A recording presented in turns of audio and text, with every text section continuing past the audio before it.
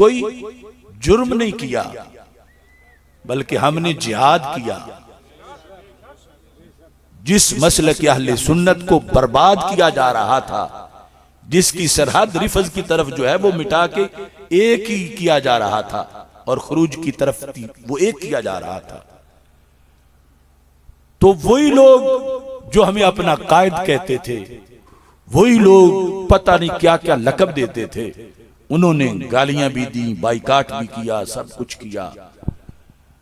تو بات تو صرف اتنی تھی کہ مثال کے طور پر ایک بندہ محلے میں بڑے ہی نیک شمار ہوتا ہو، اور اس محلے میں چوریاں بھی روز ہوتی ہوں، اور لوگ ڈھونڈ ڈھونڈ کے تھک گئے ہوں کہ چور پتہ نہیں کہاں سے آتا ہے، لیکن حقیقت یہ تھی کہ وہ محلے کا حاجی ثناء اللہ ہی چوری بھی کرتا تھا۔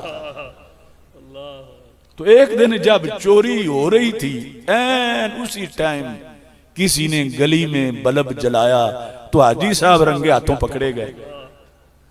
اب وہ جو حاجی ثناء اللہ کے بیٹے ہیں اور اواری ہیں، وہ بلب جلانے والے کو کیسے چھوڑیں گے جس نے رنگے ہاتھوں پکڑوا دیا؟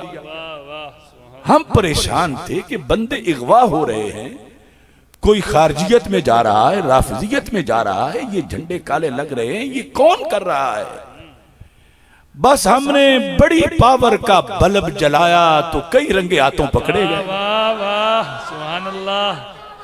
اب وہ جو سارے رنگے ہاتھوں پکڑے گئے، ان کے جاہل مرید اور ان کے لونڈے اور ان کے بدماش، اور مقابلے میں پھر یہ علماء کرام حق کا ساتھ دینے والے، بس یہ بلب جلانا ہی جرم تھا، اور اس کا حکم تھا کہ جلاؤ، اور وہ نبوی حکم کے مطابق اللہ کے فضل سے ہم نے وہ بلب جلایا اور جلا رہے ہیں، اور انشاءاللہ آخری سانس تک جلاتے رہیں گے۔